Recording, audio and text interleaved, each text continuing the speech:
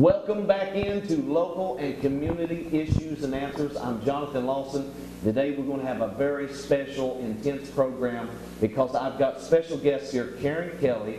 She is the Director in Operation for Unite Drug Prevention. Welcome in. Thank you. It's so good to see you. Well, it's great to be here. Thank you. And this is a topic that is really dear to my heart because there are so many people right now that's hooked on drugs. I mean, it's a problem. It's an epidemic, like we was talking earlier. Tell us a little bit about what you do. Well, we see a lot of things at Operation Unite, and you're right, it is an epidemic. It's something that really affects every family in our area, as mine included. It's something that if you don't know somebody who's been touched by drugs, count yourself very, very lucky because that's uncommon. At Unite, we do three things. We have an undercover narcotics task force, so that's the law enforcement component to our program. We've arrested about 3,200 individuals for selling drugs throughout eastern Kentucky, eastern and southern Kentucky. And the second thing we do is treatment. We try to help individuals who want to help to receive the treatment that they need. And we have a hotline. It's 866-90-UNITE. And it's a treatment hotline. We only take treatment calls on there. We have 3 ladies that answer the phone. They're very caring and compassionate, and they do a wonderful job.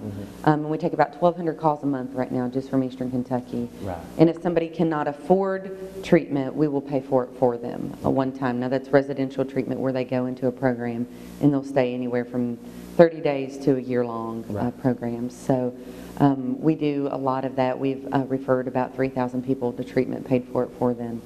And we also have an education component where we work in schools, in communities.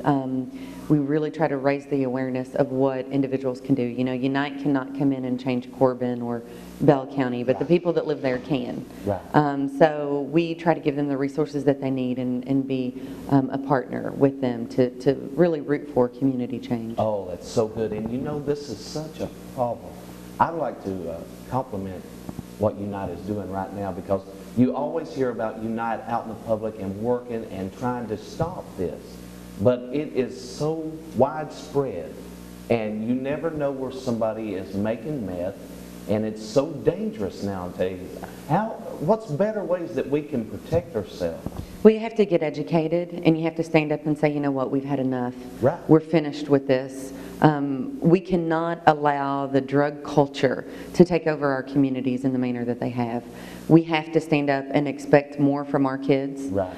We have to let them know where we stand. Now, I have seen parents do everything right and their children still succumb to addiction, but you absolutely have to be as proactive as possible with this issue. You have to start at a very early age and you have to talk to your kids very often. And then you have to get involved. You know, if you're fed up in your community and you want better, we invite you to one of our community meetings. We have them in Corbin, we have them in Laurel County, we have them in Whitley County, Bell County. I'm not sure where your service area is, but I guarantee there's a meeting close to you. And you can find all those on our website at operationunite.org or calling our office toll free at 866 UNITE, OPUNITE. Right. So we know that change is going to come from within. Right. And it's so important that we get involved because every day you hear about another drug bust. Every day you hear about another, accident or something like that involving drugs. And it's not safe for people to be on the highways anymore because that people are baking this stuff right in their car. They are. Methamphetamine is a scourge, and it's a very dangerous one. People say, oh, let the drug dealers do it to themselves, but they're not just doing it to themselves. They're doing it to us. You can pull up to a car in Laurel County, Kentucky, and 1 in every 18 cars next to you has ingredients to make methamphetamine. So if you think about that, that's a really scary thought. There are pharmacies in London, Kentucky that are the #2 sellers of pseudoephedrine in the entire state of Kentucky. Now, pseudoephedrine is the #1 ingredient you must have to make meth, and that's cold medicine. Now, We tried at Operation Unite during this last legislative session to make pseudoephedrine a controlled substance, so you had to have a prescription for it. We failed at that because the pharmaceutical industry spent over $1 million fighting us, hiring lobbyists and doing a media campaign. But I want to explain just for a moment why it's important that we schedule pseudoephedrine. Yes. You can make methamphetamine in a Coca-Cola bottle or a Mountain Dew bottle, a 2-liter bottle.